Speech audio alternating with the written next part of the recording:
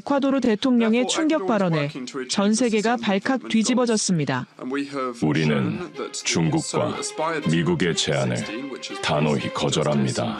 새벽 4시 에콰도르 해군 안보작전실이 긴급히 움직이기 시작했습니다. 한국이 제안한 단 한마디. 그 한마디로 인해 에콰도르 정부는 세계 최강 대국들과 등을 지는 극단적 결정까지 내리게 됩니다. 대체 한국이 제안한 것은 무엇이었을까요? 한국의 지혜는 감히 상상을 초월합니다. 더 충격적인 것은 그 말 한마디가 불러일으킨 세계적인 파장. 그들은 자신들의 이익을 위한 야심만 가득 채우려 했습니다.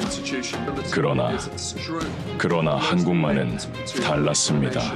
그들은 진심이었습니다. 도대체 무슨 일이 벌어진 걸까요? 그 전에 잠깐 1초 만에 누를 수 있는 좋아요 버튼을 꾹 눌러주시면 영상 제작에 아주 큰 힘이 됩니다. 그럼 바로 시작하겠습니다. 총성이 바다 위에 울려 퍼졌습니다. 저는 미겔 로드리게스, 에콰도르 대통령 직속 외교안보 특별차관이죠. 전직 해군 정보장교 출신입니다. 지금 제 눈앞에서 벌어지고 있는 일은 악몽 그 자체였죠. 손들어. 배에서 내려. 무장괴한들이 어민 후안의 머리에 총을 겨누고 있었습니다. 저는 해군 정찰 헬기에서 이 모든 상황을 지켜보고 있었죠. 무전기를 잡고 소리쳤습니다. 즉시 지원 요청. 민간인이 위험하다. 하지만 돌아온 건 절망적인 답변이었습니다. 차관님, 우리 함정으론 접근 불가능합니다. 상대 화력이 너무 강해요. 후안이 떨리는 손으로 생선 바구니를 넘겨주고 있었죠. 30년 베테랑 어부의 얼굴에 공포가 가득했습니다. 무장선박 3척이 작은 어선을 완전히 포위한 상태였습니다. 이놈들아, 이건 우리나라 바다다. 후안이 절규했지만 소용없었죠. 괴한 중 하나가 총대로 후안의 등을 거칠게 밀쳤습니다. 저는 주먹을 꽉 쥐었습니다. 우리나라 어민이 자국 해역에서 이런 수모를 당하고 있는데 속수무책이었죠. 헬기가 해군 기지로 돌아왔을 때 더 충격적인 소식이 기다리고 있었습니다. 차관님, 썸마을 마르타에서 긴급 상황 발생했습니다. 해군 정보장교 카를로스가 뛰어왔죠. 어민 가족 전체가 실종됐습니다. 아버지 로베르토, 어머니 소피아, 그리고 15살 아들 디에고까지요. 저는 즉시 마르타로 향했습니다. 부두는 처참한 상태였죠. 어선 한 척이 반파된 채 떠 있었습니다. 촌장 페드로가 저를 맞이했습니다. 그의 얼굴은 창백했죠. 차관님, 이제 정말 끝입니다. 로베르토 가족을 마지막으로 봤을 때 마약선 5척이 몰려왔어요. 목격자는 없습니다. 모두 도망쳤죠. 누가 감히 저항하겠습니까? 페드로가 떨리는 손으로 부두에 파손된 흔적을 가리켰습니다. 지난달에만 젊은 어부 12명이 납치당했습니다. 돌아온 건 늙은 어부들 뿐이죠. 젊은 놈들은 마약 운반선 강제 노역에 끌려갔어요. 저는 해군 본부로 달려갔습니다. 해군 참모총장 알베르토 장군이 전황지도 앞에서 기다리고 있었죠. 미겔 차관, 현실을 봅시다. 알베르토 장군의 목소리에는 분노와 좌절이 뒤섞여 있었습니다. 우리 해군 전력으로는 한계가 명확해요. 300톤급 노후 순찰선 8척이 전부죠. 장군이 빨간 점들로 가득한 지도를 가리켰습니다. 이 빨간 점들이 범죄 조직 무장선박 위치입니다. 우리 순찰선보다 2배 큰 데다가 최신 무기로 무장하고 있어요. 그럼 대책은? 없습니다. 장군의 답변이 칼날처럼 날카로웠죠. 지난주 우리 순찰선 한 척이 마약선 추격에 나섰다가 오히려 포위당했습니다. 승무원 5명이 크게 다쳤어요. 저는 충격을 받았습니다. 우리 해군이 자국 해역에서 완전히 밀리고 있었던 거죠. 얼마나 심각합니까? 우리 해역의 70%가 범죄 조직 통제하에 있습니다. 어민들은 바다 출입을 포기했고 해상 운송로도 막혔어요. 그때 비상벨이 울렸습니다. 긴급 상황. 남부 해역에서 우리 순찰선이 공격받고 있습니다. 무전기에서 절규하는 목소리가 들려왔죠. 여기 순찰선 302호. 적함 4척에 포위됐습니다. 즉시 지원 요청. 총성과 폭발음이 무전기를 통해 들려왔습니다. 엔진이 손상됐습니다. 승무원 2명 다쳤어요. 알베르토 장군이 주먹으로 탁자를 내리쳤습니다. 이럴 때마다 우리는 속수무책이에요. 지원 나갈 전력도 없고 나가봤자 우리만 더 위험해질 뿐입니다. 저는 그 순간 깨달았습니다. 우리나라가 바다를 완전히 잃어가고 있다는 것을 말이죠. 대통령실 긴급회의가 소집됐습니다. 국방장관, 외무장관, 해군참모총장이 긴급히 모였죠. 국방장관 라파엘이 참담한 목소리로 보고했습니다. 각하, 현재 우리 영해는 사실상 무법지대입니다. 대통령의 얼굴이 굳어졌죠. 상세히 보고하라. 어민 피해가 급증하고 있습니다. 실종자만 지난 한 달간 23명이에요. 해상 치안은 완전히 붕괴됐죠. 외무장관 이사벨이 덧붙였습니다. 국제사회에서도 우리나라를 마약 중개기지로 보기 시작했습니다. 해양 주권이 위험해졌어요. 대통령이 저를 향해 날카로운 눈빛을 보냈습니다. 미겔 차관, 솔직한 평가를 하라. 저는 거침없이 말했습니다. 각하, 우리는 선택의 기로에 서 있습니다. 바다를 포기하거나 외국 도움을 받거나. 외국 도움? 네, 하지만 그 대가가 문제죠. 회의실이 숨막히게 조용해졌습니다. 모든 사람이 절망적인 현실을 직면하고 있었죠. 바로 그때 전화벨이 울렸습니다. 운명을 바꿀 전화였습니다. 미국 대사관에서 연락이 왔습니다. 외무장관 이사벨이 급하게 회의실로 들어왔습니다. 그 전화가 울린 지 불과 1시간 만의 일이었죠. 저는 가슴이 뛰었습니다. 드디어 해답이 보이는 건 아닐까 하는 희망이 솟아났죠. 어떤 내용입니까? 대통령이 앞으로 몸을 기울였습니다. 해양 안보 지원을 논의하고 싶다고 합니다. 내일 대사관에서 회담을 원해요. 다음 날 저는 미국 대사관에 도착했습니다. 해양 안보 담당관 존 해리슨이 저를 맞이했죠. 40대 중반의 냉철한 인상이었습니다. 미겔 차관, 에콰도르의 해상 치안 상황에 대해 깊이 우려하고 있습니다. 해리슨이 정중하게 말했지만 그의 눈빛은 차갑했습니다. 우리도 마약 밀수는 심각한 문제로 인식하고 있어요. 지원할 준비가 되어 있습니다. 저는 희망에 부풀었습니다. 드디어 미국이 도움의 손을 내밀어 주는구나 싶었죠. 구체적으로 어떤 지원이 가능한가요? 최신 순찰함 3척과 해상 초계기 2대를 제공할 수 있습니다. 해리슨이 자료를 펼쳐 보였습니다. 화려한 군함 사진들이 눈에 들어왔죠. 3,000톤급 최신 순찰함입니다. 최첨단 레이더와 무장 시스템을 갖추고 있어요. 나르코 서브도 쉽게 탐지할 수 있죠. 저는 흥분했습니다. 이 정도 전력이면 마약 조직들을 충분히 제압할 수 있을 것 같았어요. 그런데 조건이 있습니다. 해리슨의 목소리가 갑자기 차가워졌습니다. 조건이라고 하면? 첫째, 이 함정들의 작전 지휘권은 미국 남방사령부가 갖습니다. 저는 깜짝 놀랐습니다. 우리나라 해역에서 벌어지는 작전을 미국이 지휘한다는 뜻이었죠. 둘째, 에콰도르 해군기지 내에 미군 연락사무소를 설치해야 합니다. 셋째, 모든 해상작전 정보는 미국과 실시간 공유되어야 해요. 해리슨이 차례차례 조건을 제시했습니다. 마지막으로 함정 유지보수와 무기 보급은 모두 미국 업체를 통해서만 가능합니다. 저는 어이가 없었습니다. 이건 지원이 아니라 우리 해군을 미국 산하로 편입시키자는 얘기였죠. 차관님, 이건 상호 이익을 위한 제안입니다. 해리슨이 웃으며 말했지만 그 웃음은 공허했습니다. 에콰도르가 혼자서는 해결할 수 없는 문제죠. 우리의 전문성과 경험이 필요해요.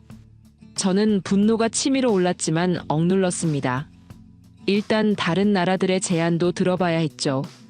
검토해보고 연락드리겠습니다. 그 다음 주 중국 대사관에서 연락이 왔습니다. 해양협력 담당관 왕밍이 저를 만나자고 했죠. 미겔 차관, 중국은 에콰도르와의 해양 파트너십을 강화하고 싶습니다. 왕밍은 50대 초반의 노련한 외교관이었습니다. 미국과는 다른 접근 방식이었죠. 우리는 경제적 지원과 함께 해상 안보도 도울 수 있어요. 왕밍이 화려한 브로셔를 내밀었습니다. 신형 호위함 4척과 해상 초계기 3대를 제공합니다. 게다가 20억 달러의 무상 차관도 함께요. 저는 눈이 번쩍 뜨였습니다. 미국보다 훨씬 좋은 조건 같았어요. 하지만 몇 가지 합의 사항이 있습니다. 왕밍의 목소리에도 차가운 기운이 섞였습니다. 첫째, 에콰도르 주요 항구 2곳에 중국 해군 보급기지를 설치해야 합니다. 저는 또다시 놀랐습니다. 이것도 마찬가지였죠. 둘째, 모든 해상 자원 개발권에 중국 기업이 우선 참여할 수 있어야 해요. 셋째, 중국 어선들의 에콰도르 해역 조업권을 보장해 주셔야 합니다. 왕밍이 계속 조건들을 나열했습니다. 또한 함정 승무원들은 중국에서 6개월간 훈련을 받아야 하고 중국 해군 고문단이 상주해야 합니다. 저는 한숨이 나왔습니다. 결국 중국도 마찬가지였죠. 도움을 준다면서 우리나라를 종속시키려는 의도가 뻔했습니다. 일주일 후 유럽연합에서도 제안이 들어왔습니다. 프랑스 대사관에서 회담을 요청했죠. 해양안보 전문가 피에르 듀부아가 저를 맞이했습니다. 미겔 차관, 유럽은 민주주의와 법치주의를 바탕으로 한 해양 협력을 제안합니다. 듀부아는 40대 후반의 지적인 인상이었습니다. 미국이나 중국과는 다른 느낌이었죠. 프랑스와 스페인이 공동으로 최신 초계함 2척을 제공할 수 있어요. 유럽 최고 기술력의 결정체입니다. 듀부아가 자랑스럽게 말했습니다. 또한 해양경찰 훈련 프로그램과 10억 유로의 해양개발 기금도 함께 제공합니다. 저는 기대했습니다. 유럽은 좀 다를 것 같았어요. 그런데 몇 가지 선결 조건이 있습니다. 역시나였습니다. 에콰도르는 유럽, 라틴 아메리카 해양안보협정에 가입해야 합니다. 이 협정에 따르면 모든 해상작전은 유럽연합 해양사령부의 승인을 받아야 해요. 듀부아가 차근차근 설명했습니다. 또한 에콰도르 해양 정책은 유럽연합 기준에 맞춰야 하고 어업 할당량도 유럽연합과 협의해야 합니다. 저는 점점 화가 났습니다. 결국 유럽도 마찬가지였죠. 그리고 프랑스와 스페인 해군 기지 사용권을 보장해 주셔야 해요. 물론 평화적 목적이지만요. 저는 회담을 마치고 대통령실로 돌아왔습니다. 머릿속이 복잡했죠. 어떻습니까, 미겔? 대통령이 기대에 찬 목소리로 물어봤습니다. 각하, 모든 나라가 조건부 지원만 제시합니다. 저는 솔직하게 보고했습니다. 미국은 지휘권을 요구하고 중국은 항구 사용권을 원해요. 유럽은 정책 결정권까지 간섭하려고 합니다. 국방장관 라파엘이 한숨을 쉬었습니다. 결국 도움을 받으려면 주권을 포기하라는 얘기군요. 외무장관 이사벨도 고개를 저었습니다. 이런 조건들로는 도움을 받을 수가 없어요. 오히려 더 위험해질 수 있습니다. 저는 더 많은 나라들을 알아봤습니다. 러시아도 접촉해봤죠. 하지만 결과는 마찬가지였습니다. 러시아는 해군기지 사용권과 무기 독점 공급 계약을 요구했습니다. 브라질은 해상 경계선 재협상을 조건으로 내걸었어요. 심지어 일본도 어업권과 해상 광물 채굴권을 요구했습니다. 한 달이 지났지만 상황은 전혀 나아지지 않았습니다. 오히려 더 악화됐죠. 마약 조직들의 활동은 더욱 대담해졌습니다. 이제는 대낮에도 어선들을 습격했어요. 어민들은 아예 바다에 나가기를 포기했습니다. 차관님, 또 실종자가 발생했습니다. 카를로스 정보장교가 급히 보고했습니다. 이번엔 가족 단위로 7명이 한꺼번에 사라졌어요. 해안가 마을 전체가 공포에 떨고 있습니다. 저는 절망감이 밀려왔습니다. 강대국들은 모두 조건부 지원만 제시하고 우리 바다는 점점 더 위험해지고 있었죠. 그날 밤 저는 대통령실에서 야근을 하고 있었습니다. 창밖으로 보이는 바다가 더 이상 우리 것 같지 않았어요. 이대로 가면 정말 바다를 포기해야 하는 건 아닐까? 혼자 중얼거리고 있을 때였습니다. 따르릉. 전화벨이 울렸습니다. 밤 11시가 넘은 시각이었죠. 누구일까 싶어 전화를 받았습니다.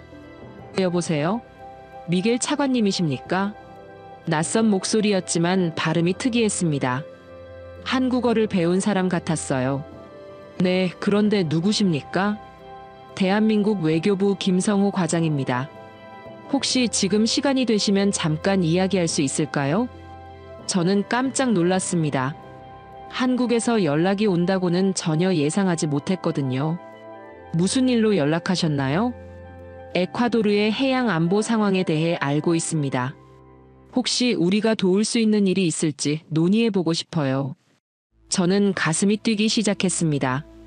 또 다른 기회가 온 것일까요? 하지만 동시에 의심도 들었어요. 한국도 결국 조건부 지원을 제시할 게 뻔했죠. 내일 시간 되시면 한국 대사관에서 만날 수 있을까요? 네, 가겠습니다. 전화를 끊고 나서 저는 복잡한 심정이었습니다. 과연 한국은 어떤 조건을 제시할까요? 다음 날 아침, 저는 한국 대사관으로 향했습니다. 솔직히 별다른 기대는 하지 않았어요. 어차피 다른 나라들처럼 조건부 지원을 제시할 게 뻔했죠. 한국 대사관은 생각보다 소박했습니다. 미국이나 중국 대사관처럼 웅장하지도 않았어요. 그냥 조용하고 차분한 분위기였죠. 김성호 과장이 저를 맞이했습니다. 40대 초반의 온화한 인상이었어요. 다른 나라 외교관들과는 확연히 다른 느낌이었습니다. 미겔 차관님, 먼 길 와주셔서 감사합니다. 김 과장이 정중하게 인사했습니다. 그의 태도에서 진정성이 느껴졌죠.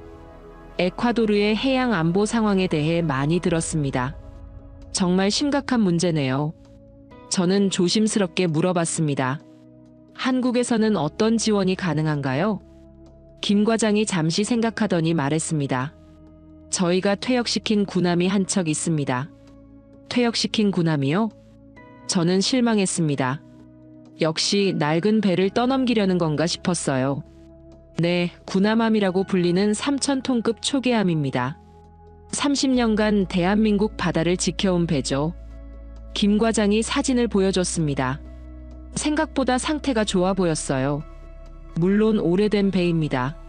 하지만 에콰도르 해군이 원한다면 무상으로 제공할 수 있습니다. 저는 귀를 의심했습니다. 무상으로요? 네, 무상입니다. 김 과장이 담담하게 말했습니다.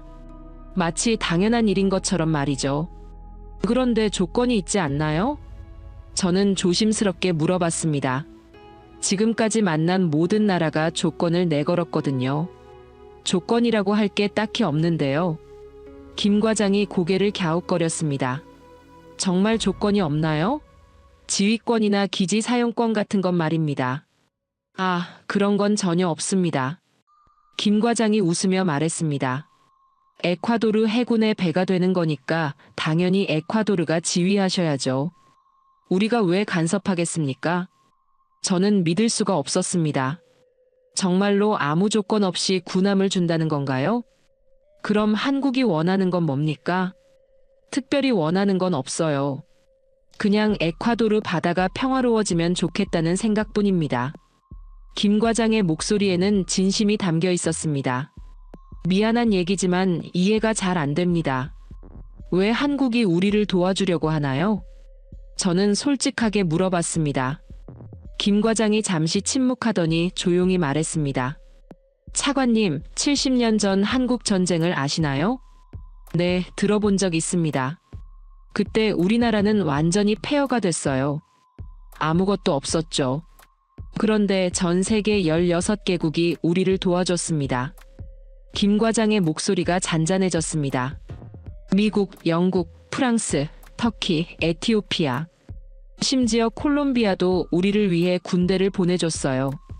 콜롬비아요? 네, 콜롬비아 해군이 한국을 위해 싸워줬습니다. 같은 남미 국가죠. 저는 놀랐습니다. 콜롬비아가 한국 전쟁에 참전했다는 사실을 몰랐거든요. 그분들이 조건을 걸었나요? 한국의 군사기지를 달라고 했나요? 김 과장이 고개를 저었습니다. 아닙니다. 그냥 도와줬어요. 아무 조건 없이 말입니다. 그래서 지금 우리도 받은 은혜를 갚고 있을 뿐입니다. 저는 가슴이 뭉클해졌습니다. 이런 나라가 있다니 믿기지 않았어요. 구남함은 어떤 성능입니까? 3,000톤급으로 최신 레이더와 무장 시스템을 갖추고 있어요. 마약 밀수선 정도는 충분히 제압할 수 있습니다. 김 과장이 상세한 자료를 보여줬습니다.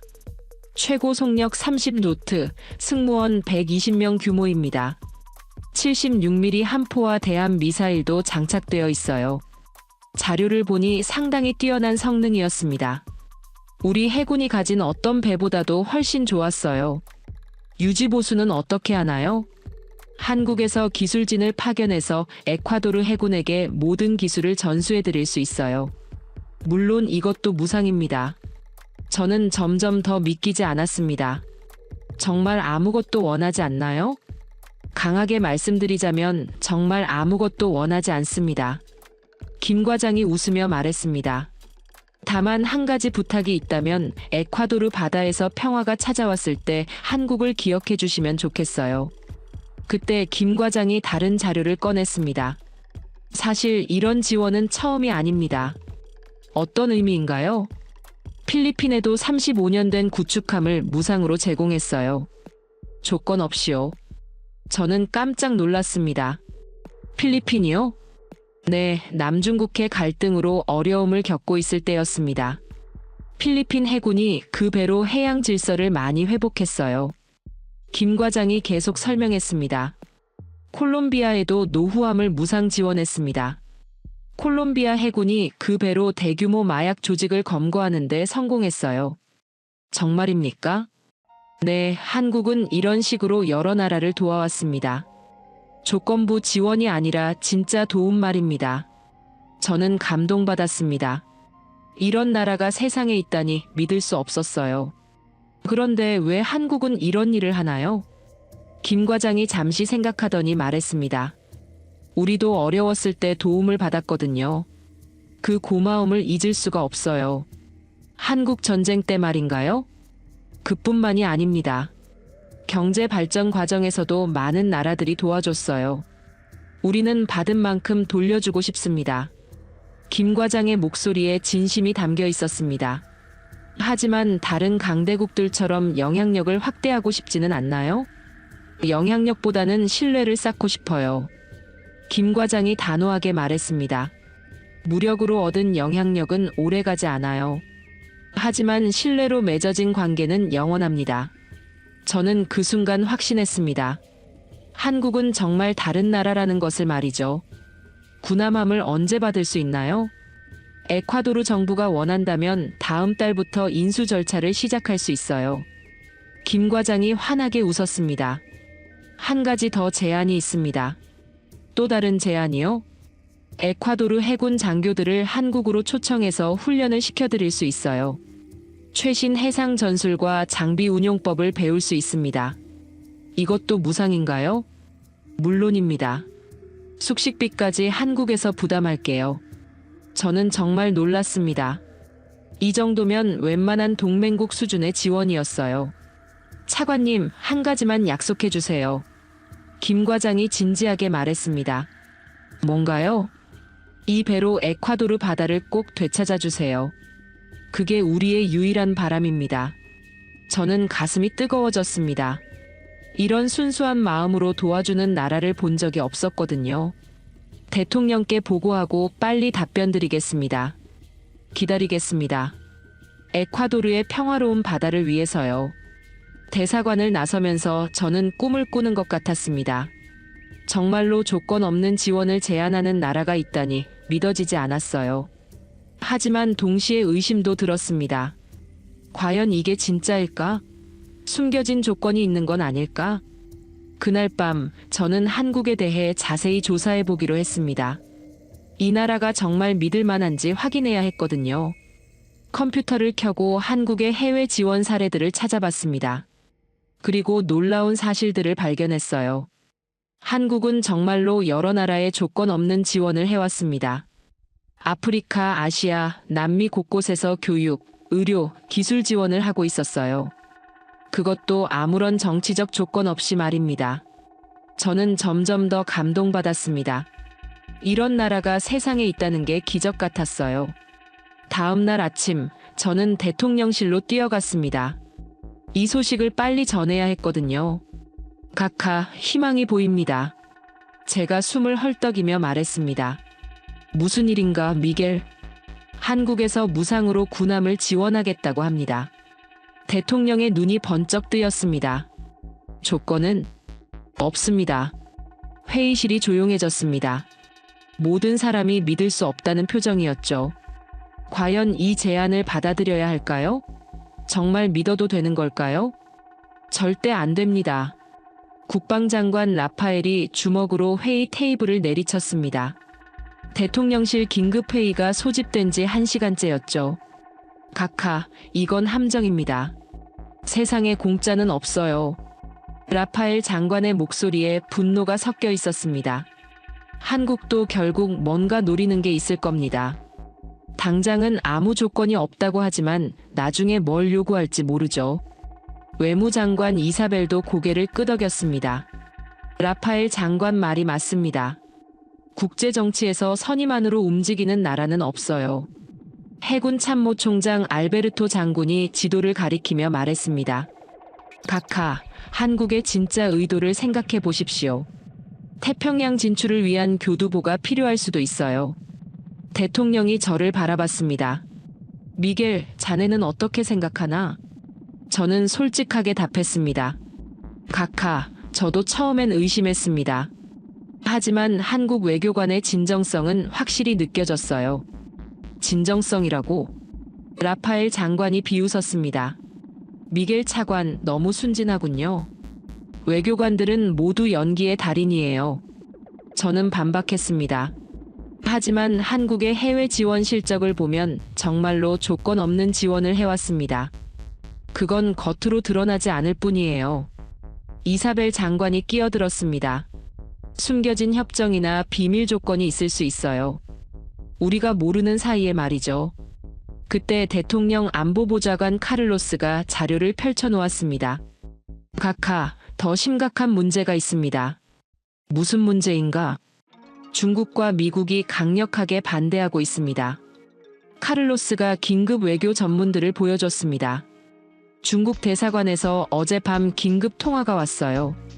한국의 제안을 받아들이지 말라고 강력히 요청했습니다. 미국은 어떤가? 미국도 마찬가지입니다. 한국과의 협력이 지역 안정에 도움이 되지 않는다고 경고했어요. 저는 이상했습니다. 왜 강대국들이 한국의 지원을 반대하는 걸까요? 카카, 이것만 봐도 뭔가 이상하지 않습니까? 라파엘 장관이 의심스럽게 말했습니다. 중국과 미국이 동시에 반대한다는 건 한국에 뭔가 특별한 의도가 있다는 뜻이에요. 대통령이 고민에 빠졌습니다. 그렇다면 어떻게 해야 하나? 우선 한국의 진짜 의도부터 파악해야 합니다. 이사벨 장관이 제안했습니다. 섣불리 결정했다가 나중에 후회할 수 있어요. 알베르토 장군도 동의했습니다. 카카, 한국이 정말 순수한 의도라면 조사를 해도 문제 없을 겁니다. 대통령이 저를 바라봤습니다. 미겔, 자네가 한국을 직접 조사해봐라. 조사라고 하면 한국의 진짜 속내를 파헤쳐봐. 숨겨진 의도가 있는지, 과거에 다른 나라들과 어떤 거래를 했는지 모두 알아봐라. 저는 막중한 임무를 받았다는 걸 느꼈습니다. 알겠습니다, 카카. 정확한 정보를 가져와야 한다. 우리나라의 운명이 걸린 문제니까. 회의가 끝난 후 저는 곧바로 조사에 착수했습니다. 가장 먼저 한국의 과거 지원 사례들을 자세히 파헤쳐 보기로 했죠. 첫 번째로 필리핀 사례를 조사했습니다. 한국이 정말로 조건 없이 구축함을 제공했는지 확인해야 했어요. 필리핀 대사관에 연락했습니다. 해군 담당 무관 호세 산토스와 통화할 수 있었죠. 미겔 차관, 한국의 지원에 대해 문의하시는군요. 네, 정말로 조건이 없었나요? 전혀 없었습니다. 호세의 목소리는 확신에 차 있었습니다. 한국은 정말 아무것도 요구하지 않았어요. 오히려 우리가 미안할 정도였죠. 숨겨진 협정 같은 건 없었나요? 없습니다. 모든 협정서를 공개했는데 정말 깨끗했어요. 호세가 자세히 설명해줬습니다. 한국은 함정뿐만 아니라 승무원 훈련, 유지보수 기술까지 모두 전수해줬어요. 그것도 완전 무상으로요. 그 후에 뭔가 요구한 적은 없나요? 한 번도 없었습니다. 오히려 우리 해군 전력이 강화되는 걸 진심으로 기뻐해줬어요. 저는 놀랐습니다. 정말 조건이 없었다는 뜻이었죠. 그 함정으로 성과가 있었나요? 엄청났습니다. 호세의 목소리가 흥분됐습니다. 남중국해에서 불법 조업하던 외국 어선들을 모두 쫓아냈어요. 우리 어민들이 안전하게 조업할 수 있게 됐죠. 다음으로 콜롬비아 사례를 조사했습니다. 콜롬비아 해군 정보장교 루이스 모레노와 화상회의를 했어요. 미겔 차관, 콜롬비아와 한국의 관계에 대해 궁금하시군요. 한국이 제공한 함정에 대해 알고 싶습니다. 정말 놀라운 경험이었어요. 루이스가 환하게 웃었습니다. 한국은 우리에게 포항급 초계함을 줬는데 그 배로 마약 조직 소탕에 큰 성과를 거뒀어요. 한국이 뭔가 요구한 적 있나요? 전혀요. 오히려 우리가 성공할 때마다 축하 메시지를 보내줬어요.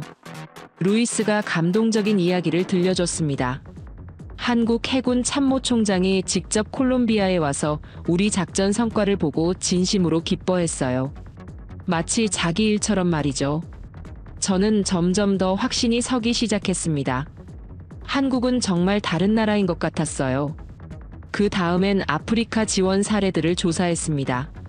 가나 대사관의 교육 담당관 쿠아메와 통화했죠. 한국의 교육 지원은 정말 감동적이었습니다. 어떤 점에서요? 10년간 우리나라 학생 500명을 한국에서 교육시켜줬어요. 모든 비용을 한국에서 댔죠. 그 대가로 뭔가 요구했나요? 없었어요. 오히려 학생들이 귀국한 후에도 계속 관심을 가져주더군요. 쿠아메가 구체적인 사례를 말해줬습니다. 한국에서 교육받은 우리 학생들이 가나의 IT 산업을 이끌고 있어요. 한국은 그걸 보고 자랑스러워했죠. 저는 더 많은 나라들을 조사했습니다. 케냐, 우간다, 방글라데시, 베트남. 모든 나라에서 같은 답변이 돌아왔어요. 한국은 정말로 조건 없는 지원을 해왔습니다. 그것도 수십 년간 일관되게 말이죠. 일주일간의 조사 끝에 저는 놀라운 패턴을 발견했습니다. 한국의 지원에는 공통점이 있었어요. 첫째, 절대 정치적 조건을 걸지 않았습니다. 둘째, 지원받는 나라의 자립을 돕는 방향이었어요. 셋째, 장기적으로 그 나라와의 신뢰관계를 구축했습니다. 가장 인상 깊었던 건 한국 전쟁 참전국들에 대한 보답이었습니다. 터키, 에티오피아, 태국. 70년 전 한국을 도운 모든 나라에 한국은 지금도 꾸준히 지원하고 있었어요. 받은 은혜를 갚는다는 게 빈말이 아니었습니다. 특히 콜롬비아의 경우가 감동적이었어요. 한국 전쟁 때 콜롬비아가 보낸 군함과 병력에 대한 보답으로 한국은 지금까지 콜롬비아 해군을 지원하고 있었죠. 저는 한국 외교부에 직접 연락해서 더 자세한 정보를 요청했습니다. 김성우 과장이 친절하게 응해줬어요. 차관님, 조사하고 계시는군요. 네, 우리 정부에서 신중하게 검토하라고 해서요. 당연합니다. 충분히 조사하세요. 김 과장의 태도가 너무 당당했습니다. 숨길 게 있다면 이럴 수 없을 거예요. 한국이 이런 지원을 하는 진짜 이유가 뭔가요? 김 과장이 잠시 생각하더니 진지하게 말했습니다. 차관님, 한국은 한때 세계 최빈국이었어요. 1인당 국민소득이 $80였죠. 지금은 $30,000가 넘지 않나요? 네, 그렇게 발전할 수 있었던 건 세계의 도움 덕분이었어요. 김 과장이 감동적인 이야기를 들려줬습니다. 한국 전쟁 때는 목숨을 걸고 도와준 나라들이 있었고, 경제 발전 과정에서는 기술과 자본을 지원해준 나라들이 있었어요. 그래서 보답하는 건가요? 맞습니다. 우리는 혼자서는 아무것도 할 수 없었어요. 받은 만큼 돌려줘야 한다고 생각해요. 저는 점점 감동받았습니다. 하지만 에콰도르는 한국 전쟁에 참전하지 않았는데요. 상관없어요. 김 과장이 단호하게 말했습니다. 어려움에 처한 나라를 돕는 게 당연한 일이라고 생각해요. 언젠가는 우리도 도움이 필요할 수 있잖아요. 그 순간 저는 깨달았습니다. 한국은 정말로 다른 철학을 가진 나라라는 것을 말이죠. 2주간의 철저한 조사를 마치고 저는 확신을 가지게 됐습니다. 한국의 제안은 진짜였어요. 숨겨진 의도나 조건 따위는 없었습니다. 오히려 한국은 에콰도르의 성공을 진심으로 바라고 있었어요. 그들만의 독특한 외교 철학 때문이었죠. 이제 대통령께 보고할 때가 됐습니다. 과연 제 조사 결과를 믿어주실까요? 각하, 결론부터 말씀드리겠습니다. 저는 대통령실 회의장 문을 박차고 들어갔습니다. 4주간의 조사를 마친 후였죠. 모든 장관들이 긴장한 얼굴로 저를 바라봤습니다. 한국의 제안을 받아들여야 합니다. 제 목소리에는 확신이 가득했어요. 국방장관 라파엘이 즉시 반박했습니다. 미겔 차관, 아직 성급합니다. 아닙니다. 저는 조사 자료를 탁자에 펼쳐놓았습니다. 한국은 70년간 16개국을 조건 없이 도와왔습니다. 필리핀, 콜롬비아, 터키, 에티오피아. 모든 나라가 같은 증언을 했어요. 대통령이 앞으로 몸을 기울였습니다. 자세히 보고하라. 각하, 한국은 거래하지 않습니다. 신뢰를 심는 나라예요. 저는 필리핀 해군 작전처장과의 통화 내용을 들려드렸습니다. 한국이 준 함정으로 남중국해 불법 어선들을 모두 쫓아냈다고 합니다. 그런데 한국은 그 어떤 대가도 요구하지 않았어요. 외무장관 이사벨이 의심스럽게 물었습니다. 정말 숨겨진 조건이 없었나요? 없었습니다. 저는 단호하게 답했습니다. 콜롬비아는 더 놀라웠어요. 한국이 준 초계함으로 태평양 최대 마약 조직을 소탕했습니다. 한국 해군 참모총장이 직접 콜롬비아에 가서 축하해줬어요. 회의실이 조용해졌습니다. 모든 사람이 충격을 받은 표정이었죠. 그런데 왜 한국이 우리를 도우려고 하는 거죠? 알베르토 해군 참모총장이 물었습니다. 한국 전쟁 때 받은 은혜를 갚고 있는 겁니다. 저는 감동적인 사실을 말씀드렸습니다. 70년 전 콜롬비아가 한국을 위해 해병대 3,000명을 보냈어요. 그 보답으로 지금까지 콜롬비아 해군을 지원하고 있습니다. 에콰도르는 한국 전쟁에 참전하지 않았는데요. 라파엘 장관이 의문을 제기했습니다. 상관없다고 합니다. 저는 김성호 과장의 말을 전했습니다. 어려움에 처한 나라를 돕는 건 당연한 일이라고 하더군요. 언젠가는 자신들도 도움이 필요할 수 있다면서요. 대통령이 깊은 생각에 빠졌습니다. 한참 후에 입을 열었어요. 미겔, 자네 확신하나? 네, 각하. 한국은 진짜입니다. 저는 마지막 카드를 꺼냈습니다. 각하, 한국 외교부에서 이렇게 말했어요. 에콰도르 바다가 평화로워지는 게 우리의 유일한 소원이다라고요. 대통령이 일어섰습니다. 그의 눈에 결연함이 보였어요. 좋다. 한국의 손을 잡겠다. 회의실에 박수가 터져 나왔습니다. 라파엘 장관도 이제는 고개를 끄덕이고 있었죠. 즉시 한국 대사관에 연락하라. 제안을 받아들인다고 전하라. 2주 후 운명의 날이 왔습니다. 한국에서 군함함이 에콰도르로 출발한다는 소식이 들려왔어요. 구아야킬 항구에는 에콰도르 해군 전 장성들이 모였습니다. 저도 대통령과 함께 영접 나갔죠. 차관님, 저기 보이는 게 한국 함정입니다. 해군 정보장교 카를로스가 쌍안경을 건네줬습니다. 저는 쌍안경으로 바다를 바라봤어요.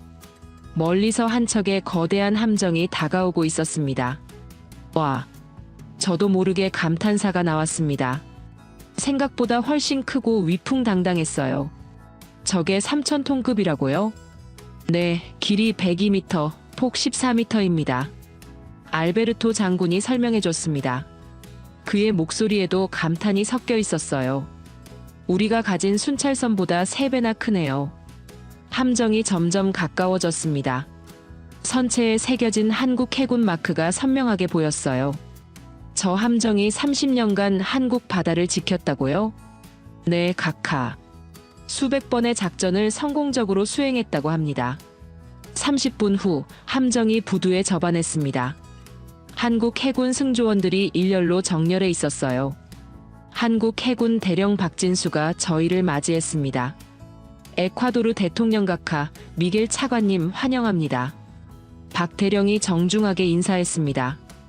이 함정을 에콰도르 해군에 정식으로 인계하겠습니다. 인계식이 시작됐습니다. 박 대령이 함정의 상세한 성능을 설명해줬어요. 76mm 함포 1문, 40mm 대공포 2문, 대함 미사일 8발이 탑재되어 있습니다. 알베르토 장군이 깜짝 놀랐습니다. 이 정도면 우리 해군 최강 전력이네요. 레이더 탐지 거리는 250km, 최고 속력 30노트입니다. 박 대령이 계속 설명했습니다. 나르코 서브 같은 반잠수 정도 쉽게 탐지할 수 있어요. 저는 함정 내부를 둘러봤습니다. 모든 장비가 완벽하게 정비되어 있었어요. 정말 30년 된 배가 맞나요? 네, 하지만 한국 해군이 최고 수준으로 정비했습니다. 박 대령이 자랑스럽게 말했습니다. 엔진부터 무기 체계까지 모두 새 것처럼 만들어놨어요. 대통령이 감동받은 표정으로 말했습니다. 한국은 정말 대단한 나라군요. 각하, 이제 이 함정의 새 이름을 정해야 합니다. 저는 미리 준비한 제안을 꺼냈습니다. 콜라도얏은 어떨까요? 콜라도얏? 네, 에콰도르 전설적인 해군 장군의 이름입니다. 200년 전 독립전쟁 때 해상에서 스페인 함대를 물리친 영웅이죠. 대통령이 환하게 웃었습니다. 완벽하다. 콜라도얏으로 하자. 명명식이 거행됐습니다. 함정 측면에서 한국 해군 마크가 제거되고 콜라도얏이라는 새 이름이 새겨졌어요. 이제 이 배는 에콰도르 해군 소속입니다. 박 대령이 선언했습니다. 모든 사람이 박수를 쳤어요. 마지막으로 국기 개양식이 열렸습니다. 함정 뒤편에 에콰도르 국기가 올라갔어요. 그런데 놀라운 일이 벌어졌습니다. 함정 앞편에는 태극기가 함께 개양됐습니다. 저건 왜 올리는 거죠? 제가 박 대령에게 물었습니다. 이 배가 한국과 에콰도르의 우정을 상징한다는 뜻입니다. 박 대령이 감동적으로 말했습니다. 앞으로 이 배가 에콰도르 바다를 지킬 때마다 한국의 마음도 함께할 겁니다. 저는 가슴이 뭉클해졌습니다. 이런 배려까지 해주다니 믿을 수 없었어요. 대통령이 마이크 앞에 섰습니다. 국민 여러분, 오늘은 역사적인 날입니다. 항구에 모인 시민들이 환호했습니다. 한국은 우리에게 무기를 준 것이 아닙니다. 희망을 주었습니다. 대통령의 목소리에 감격이 담겨 있었어요. 이제 우리 바다를 되찾을 수 있습니다. 콜라도얏과 함께 말입니다. 박수와 환호가 항구 전체를 뒤덮었습니다. 에콰도르 국기와 태극기가 바람에 나란히 펄럭이고 있었어요. 박 대령이 제게 다가왔습니다. 차관님, 한 가지 부탁이 있습니다. 무엇인가요? 이 배로 에콰도르 바다를 꼭 되찾아 주세요. 그게 한국의 유일한 소원입니다. 저는 굳게 다짐했습니다. 한국의 믿음에 보답하겠다고 말이에요. 콜라도얏이 에콰도르 해군기로 첫 출항 준비를 시작했습니다. 120명의 에콰도르 승조원들이 긴장한 표정으로 배치에 섰어요. 함장 루이스 바스케스가 명령했습니다. 모든 승조원 준비 완료. 출항. 콜라도얏이 부두를 떠났습니다. 그 순간 저는 확신했어요. 우리 바다를 되찾을 수 있다고 말입니다. 한국이 준 이 배와 함께라면 말이죠. 긴급 상황. 대규모 밀수선단이 집결하고 있습니다. 콜라도얏이 취역한 지 일주일 후 해군 정보국에서 충격적인 첩보가 들어왔습니다. 정보장교 카를로스가 숨을 헐떡이며 제 사무실로 뛰어들어왔죠. 어디서요? 갈라파고스 제도 서쪽 150km 해상입니다. 카를로스가 긴급 첩보를 펼쳐놓았습니다. 콜롬비아 마약 카르텔과 멕시코 조직이 연합작전을 벌이고 있어요. 역대 최대 규모입니다. 저는 자료를 보고 깜짝 놀랐습니다. 대형 모선 3척에 소형 무장 선박 8척이 집결해 있었어요. 규모가 어느 정도죠? 추정 마약량만 50톤입니다. 시가 100억 달러 규모죠. 카르로스가 떨리는 목소리로 말했습니다. 더 심각한 건 이들이 우리 해역을 완전히 장악하려 한다는 겁니다. 저는 즉시 해군 본부로 달려갔습니다. 알베르토 장군이 작전실에서 기다리고 있었어요. 차관님, 큰일입니다. 장군이 레이더 화면을 가리켰습니다. 적 함대가 우리 영해 쪽으로 이동하고 있어요. 6시간 후면 우리 해역에 진입합니다. 레이더 화면에는 빨간 점들이 서서히 움직이고 있었습니다. 마치 바다를 집어삼키려는 괴물 같았어요. 우리 기존 순찰선으로는 대응 가능한가요? 불가능합니다. 장군이 단호하게 답했습니다. 상대방은 대형 무장 선박들이에요. 우리 300톤급 순찰선으론 접근조차 못합니다. 그때 작전 참모 호르의 중령이 제안했습니다. 장군님, 콜라도약을 투입하는 건 어떻습니까? 작전실이 조용해졌습니다. 모든 사람이 긴장한 표정이었죠. 콜라도약의 첫 실전이 될 텐데. 알베르토 장군이 고민했습니다. 장군님, 지금이 아니면 언제 쓸 건가요? 제가 결연하게 말했습니다. 한국이 우리에게 희망을 준 이유가 바로 이 순간을 위해서 아닙니까? 장군이 고개를 끄덕였습니다. 좋습니다. 콜라도얍 긴급 출동 명령. 30분 후 해군 기지에 비상이 울렸습니다. 콜라도얍 승조원 120명이 전속력으로 배치에 섰어요. 함장 루이스 바스케즈가 저를 맞이했습니다. 차관님, 콜라도얍 출동 준비 완료입니다. 함장님 자신 있습니까? 물론입니다. 바스케즈 함장의 눈에 자신감이 넘쳤습니다. 이 배의 성능을 시험해 볼 좋은 기회죠. 한국이 준 이 배의 진가를 보여드리겠습니다. 콜라도얍이 부두를 떠날 준비를 했습니다. 해군 기지 전체가 긴장감에 휩싸여 있었어요. 모든 승조원 전투 준비. 바스케즈 함장이 명령했습니다. 76mm 함포 장전. 대함 미사일 시스템 가동. 승조원들이 일사불란하게 움직였습니다. 한국에서 받은 6개월 훈련의 성과가 드러나고 있었어요. 함장님, 출항 준비 완료. 출항. 콜라도얍이 부두를 떠났습니다. 해군기지 전 병력이 경내로 배웅했어요. 에콰도르 국기와 태극기가 나란히 펄럭이는 모습이 장관이었습니다. 저도 함교에서 이 모든 상황을 지켜보고 있었습니다. 가슴이 뛰었어요. 차관님, 2시간 후면 적과 조우합니다. 항해장 펠리페 소령이 보고했습니다. 레이더에 포착됐나요? 아직은 탐지 범위 밖입니다. 하지만 곧 포착될 겁니다. 콜라도얍이 바다를 가르며 전속력으로 항진했습니다. 30노트의 빠른 속도였어요. 우리 기존 순찰선보다 2배나 빨랐습니다. 1시간 30분 후 레이더 요원이 외쳤습니다. 함장님, 전방 180km 지점에서 대형 신호 포착. 몇 척입니까? 대형선 3척, 소형선 8척입니다. 바스케즈 함장이 명령했습니다. 전투 준비. 모든 무기 시스템 가동. 콜라도얍 내부가 긴장감으로 가득 찼습니다. 승조원들이 각자 위치에서 전투 준비를 완료했어요. 거리 100km. 적 함대 시야 확인. 쌍안경으로 보니 멀리서 거대한 선박들이 보였습니다. 생각보다 훨씬 컸어요. 저것들이 마약선이라고요? 네, 차관님. 화물선을 개조한 대형 밀수선들입니다. 바스케즈 함장이 설명했습니다. 길이 150m가 넘는 괴물들이에요.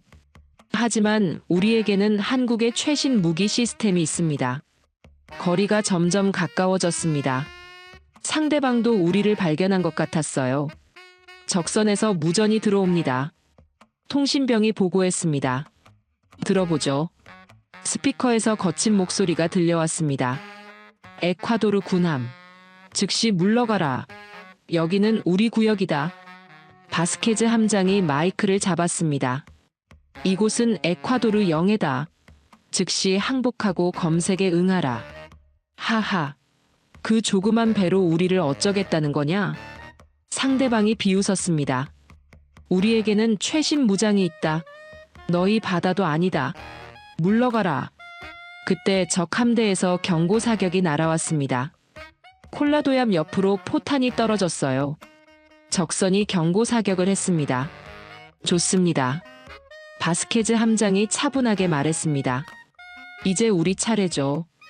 76mm 한 포 목표물 고정. 목표물 고정 완료. 포술장이 보고했습니다. 레이더 추적 시스템 가동. 사격 통제 시스템 온라인. 콜라도얏의 최신 장비들이 일제히 작동했습니다.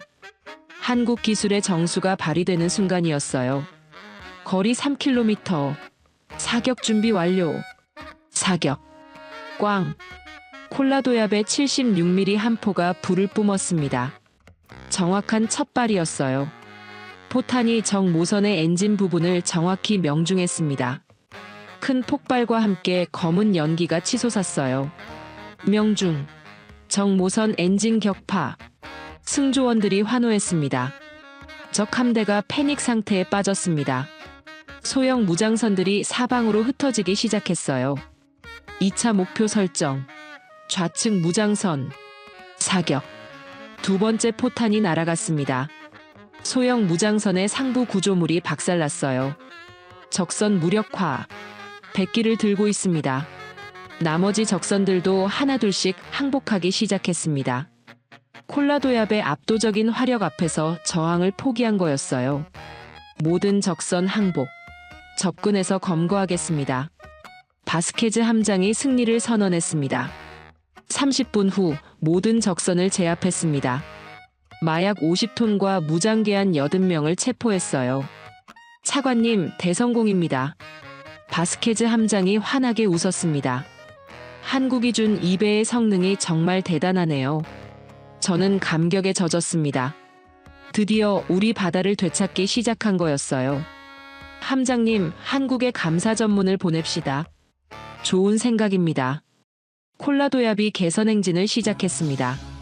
에콰도르 국기와 태극기가 승리의 바람에 힘차게 펄럭이고 있었어요. 이제 세상이 콜라도얏의 진가를 알게 될 차례였습니다. 이건 정말 믿을 수 없는 일입니다. 콜라도얏이 개선 입항한 지 2시간 후 제 사무실 전화가 쉴 새 없이 울렸습니다.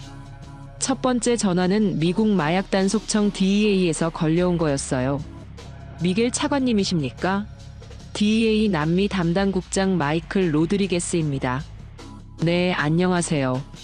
방금 에콰도르 해군의 작전 성과를 보고받았습니다. 정말 놀랍네요. 마이클 국장의 목소리에 흥분이 가득했습니다. 체포한 조직 두목 중에 우리가 10년간 추적해온 카를로스 멘도사가 있어요. 태평양 최대 마약왕 중 한 명입니다. 저는 깜짝 놀랐습니다. 그렇게 중요한 인물을 잡았다니 몰랐거든요. 또한 압수한 마약 50톤은 미국 연간 마약 유입량의 10%에 해당합니다. 이 한 번의 작전으로 태평양 마약 루트가 완전히 차단될 거예요. 두 번째 전화는 유엔 마약 범죄사무소에서 왔습니다. 차관님, 유엔에서 에콰도르의 성과를 긴급 검토하고 있습니다. 사무총장 특별보좌관 안토니오 마르티네스가 말했습니다. 이번 작전은 국제마약 단속 역사상 가장 성공적인 사례 중 하나예요. 한 척의 함정으로 이런 성과를 낸 건 전례가 없습니다. 세 번째 전화는 더욱 놀라웠습니다. CNN 국제뉴스 데스크에서 걸려온 거였어요. 미겔 차관님, CNN 국제부 기자 사라 윌슨입니다. 긴급 인터뷰를 요청드리고 싶어요. 인터뷰요? 네, 에콰도르 해군의 놀라운 성과가 전 세계 화제가 되고 있어요. 특히 한국이 제공한 함정의 역할에 큰 관심이 쏠리고 있습니다. 1시간 후 CNN 생방송 인터뷰가 시작됐습니다. 전 세계 시청자 여러분, 지금 남미 에콰도르에서 놀라운 일이 벌어졌습니다. 사라 기자가 카메라를 바라보며 말했습니다. 한국이 무상으로 제공한 함정 한 척이 태평양 최대 마약 조직을 일망타진했어요. 미겔 로드리게스 차관님과 함께 자세한 이야기를 들어보겠습니다. 차관님, 이번 작전의 핵심은 무엇이었나요? 한국이 제공한 콜라도яб의 우수한 성능이었습니다. 저는 자신있게 답했습니다. 76mm 함포와 최신 레이더 시스템이 결정적 역할을 했어요. 정확한 사격으로 적을 무력화시킬 수 있었죠. 한국이 이 함정을 무상으로 제공했다고 들었는데 사실인가요? 네, 완전히 무상입니다. 그 어떤 조건도 없었어요. 사라 기자가 놀란 표정을 지었습니다. 정말 아무 조건 없이요? 네, 한국은 에콰도르 바다의 평화만을 바랐습니다. 이것이 한국 외교의 진짜 모습이에요. 방송이 끝난 후 더 많은 연락이 쏟아졌습니다. BBC, 프랑스 르몽드, 독일 슈피겔. 전 세계 언론이 주목하고 있었어요. 저녁 뉴스 시간 각국 방송사들이 일제히 보도했습니다. 한국산 군함이 에콰도르 바다를 구했습니다. CNN의 헤드라인이었어요. 작은 나라의 품격 외교, 큰 성과를 나타. BBC의 제목이었습니다. 신뢰로 맺어진 우정, 바다에서 빛을 발하다. 프랑스 르몽드도 마찬가지였어요. 가장 놀라운 건 주변국들의 반응이었습니다. 콜롬비아 대통령이 직접 축하 전화를 걸어왔어요. 미겔 차관님, 정말 축하합니다. 이반 두케 대통령이 흥분된 목소리로 말했습니다. 에콰도르가 잡은 마약왕 멘도사는 우리를 10년간 괴롭힌 악질이에요. 정말 고맙습니다. 한국의 지원 덕분입니다. 한국 정말 대단한 나라네요. 우리도 한국에서 받은 함정으로 많은 성과를 내고 있어요. 페루 해군 참모총장도 축하 메시지를 보내왔습니다. 에콰도르의 성공이 우리에게도 희망이 됩니다. 한국과의 협력을 더욱 강화하고 싶어요. 칠레 외무장관도 마찬가지였습니다. 한국의 품격 외교를 보면서 많이 배웠습니다. 조건 없는 지원이 이런 결과를 낳는군요. 가장 의미 있는 연락은 한국에서 온 거였습니다. 김성우 과장이 직접 전화를 걸어왔어요. 차관님, 정말 축하드립니다. 김 과장의 목소리에 진심 어린 기쁨이 담겨 있었습니다. 콜라도яб이 이런 성과를 내다니 정말 자랑스러워요. 한국의 지원 덕분입니다. 아닙니다. 에콰도르 해군의 용기와 실력 덕분이에요. 우리는 도구만 제공했을 뿐입니다. 김 과장의 겸손한 태도에 또 한 번 감동받았습니다. 한국 대통령께서도 매우 기뻐하고 계세요. 에콰도르 바다의 평화가 찾아온 걸 진심으로 축하한다고 전해달라고 하셨어요. 다음 날 에콰도르 대통령이 국민 앞에서 특별 연설을 했습니다. 전국이 생중계로 지켜봤어요. 친애하는 국민 여러분, 대통령이 연단에 섰습니다. 어제 우리는 역사적인 승리를 거뒀습니다. 국회의사당에 박수가 터져나왔습니다. 콜라도яб 한 척으로 태평양 최대 마약 조직을 소탕했어요. 50톤의 마약과 80명의 범죄자를 검거했습니다. 박수가 더욱 커졌습니다. 하지만 진짜 영웅은 따로 있습니다. 대통령이 목소리를 높였습니다. 대한민국입니다. 의사당이 떠나갈 듯한 박수로 가득 찼어요. 한국은 우리에게 무기를 판 것이 아닙니다. 신뢰를 주었어요. 대통령의 목소리에 감격이 담겨 있었습니다. 그 어떤 조건도 없이 순수한 마음으로 우리를 도와줬습니다. 이것이 진짜 우정입니다. 한국은 70년 전 어려울 때 도움을 받았던 은혜를 지금 갚고 있어요. 받은 만큼 돌려주는 나라입니다. 박수가 5분간 계속됐습니다. 우리도 한국을 배워야 합니다. 어려운 이웃을 돕는 마음, 조건 없는 우정을 말이에요. 연설이 끝난 후 각국 언론이 다시 한번 주목했습니다. 한국 외교의 새로운 모델. 워싱턴 포스트의 헤드라인이었어요. 무력이 아닌 신뢰로 바다를 구한 나라. 영국 가디언지도 마찬가지였습니다. 국제해양안보 전문가들도 한국을 재평가하기 시작했습니다. 한국의 접근 방식은 완전히 새로운 패러다임입니다. 미국 해군대학 교수 존 스미스가 말했습니다. 무기를 팔아서 영향력을 확대하는 게 아니라 신뢰를 주고 진짜 친구를 만드는 거죠. 이것이야말로 21세기형 외교입니다. 영국 왕립국제문제연구소의 메리 존슨 박사도 동의했습니다. 한국은 작은 투자로 큰 성과를 거뒀어요. 에콰도르는 이제 한국의 영원한 파트너가 될 겁니다. 그날 밤 저는 콜라도얍을 다시 찾아갔습니다. 승조원들이 함정을 정비하고 있었어요. 바스케즈 함장이 저를 맞이했습니다. 차관님, 세계가 우리를 주목하고 있다던데요. 네, 콜라도얍이 유명해졌어요. 한국에 정말 고마워해야겠네요. 함장이 함교를 바라봤습니다. 에콰도르 국기와 태극기가 나란히 펄럭이고 있었어요. 저 두 깃발이 정말 아름답습니다. 저도 감동받았습니다. 우정의 상징이죠. 이제 전 세계가 한국을 다른 시각으로 보기 시작했습니다. 조용하지만 강한 품격의 나라, 신뢰로 친구를 만드는 나라로 말이에요. 하지만 이건 시작에 불과했습니다. 한국의 진짜 가치가 세상에 알려지기 시작한 거였죠. 6개월 후, 저는 다시 콜라도얍을 찾았습니다. 새벽 5시 해군 기지는 조용했지만 콜라도얍은 이미 순찰 준비를 마치고 있었어요. 차관님, 이른 아침에 나오셨네요. 바스케즈 함장이 저를 반갑게 맞아줬습니다. 오늘도 순찰 나가시는군요.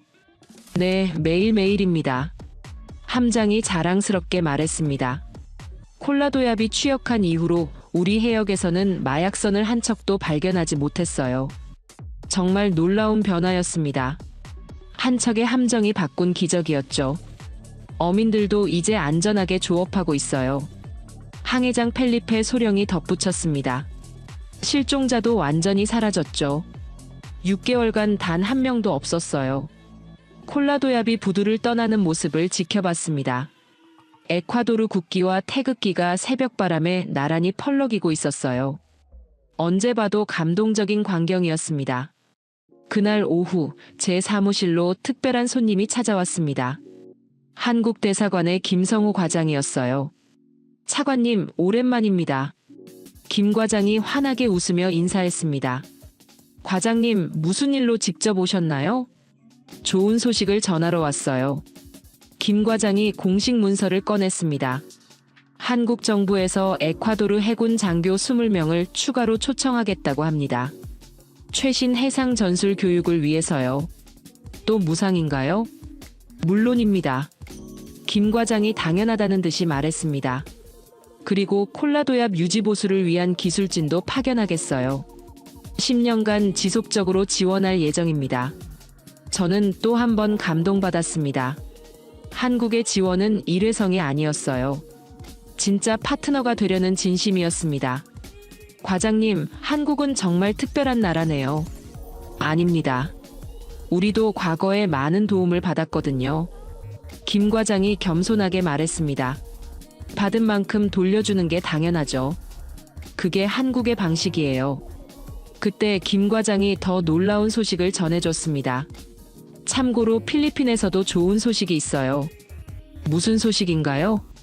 한국이 지원한 함정으로 남중국해에서 대규모 해적단을 소탕했어요. 필리핀 대통령이 한국에 직접 감사 편지를 보냈답니다. 콜롬비아는 어떤가요? 더 대단해요. 김 과장의 목소리가 흥분됐습니다. 한국이 지원한 초계함으로 카리브해 마약 루트를 완전히 차단했어요. 콜롬비아 해군이 역사상 최대 성과를 거뒀다고 합니다. 저는 감탄했습니다. 한국의 조용한 지원이 전 세계 바다에서 기적을 만들어내고 있었던 거죠. 과장님, 이런 성과들이 한국에는 어떤 의미인가요? 김 과장이 잠시 생각하더니 진지하게 말했습니다. 차관님, 한국은 무기를 파는 나라가 아니에요. 그럼 뭔가요? 신뢰를 심는 나라입니다. 김 과장의 말에 깊은 철학이 담겨 있었어요. 무력으로 얻은 영향력은 언젠가 사라져요.